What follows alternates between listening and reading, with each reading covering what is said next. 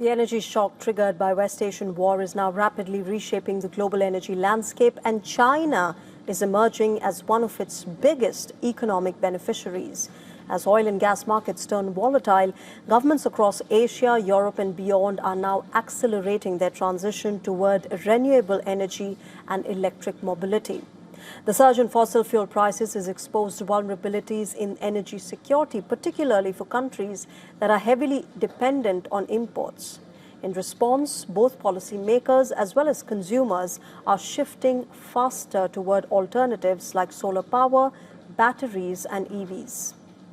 China sits at the center of this transition. It dominates global supply chains for clean energy technologies, producing the majority of the world's solar panels, wind turbines, batteries and EVs.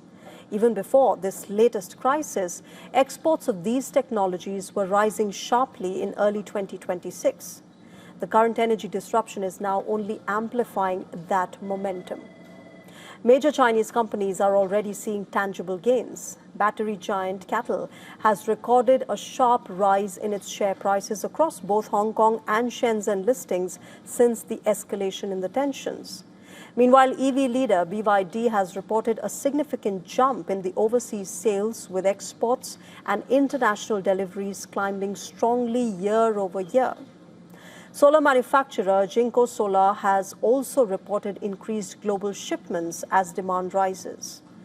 EVs now account for more than 10% of total car sales in 39 countries, which is up sharply from just 4 back in 2019. Emerging markets are driving this growth. Affordable electric models, particularly from Chinese manufacturers, are gaining global traction. In markets with access to low-cost EVs, the cost advantage over internal combustion engine vehicles is widening faster. Countries like Brazil are already emerging as key markets for Chinese EV exports. In fact, even consumer interest is reflecting this trend, with online searches for EV models and used electric cars hitting peak levels since the conflict began. Electric vehicles now make up more than 50% of new passenger vehicle sales in China. The auto sector itself accounts for roughly 40% of the country's total oil consumption, meaning the transition could significantly curb future demand. Once war breaks out, oil gets expensive and prices rise right away. But with electric vehicles, electricity prices more or less stay the same. Even if they change, it's only by a small amount. Oil, on the other hand, can go up by 1 or 2 yuan at a time. That makes a big difference.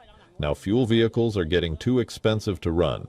With freight rates being low, people can't afford to keep them on the road.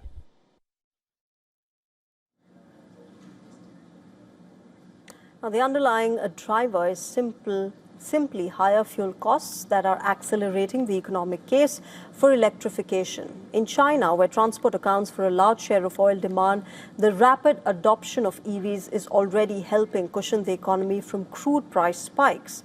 While the country still depends heavily on imported oil, it is expanding the EV fleet. Remember, it is only reducing exposure to shocks in road transport, which is one of the biggest sources of oil consumption. At the same time, Chinese manufacturers are scaling aggressively to meet the rising international demand. In Southeast Asia, where fuel import dependence is high, countries are now turning to EVs and solar installations to reduce costs and improve energy security.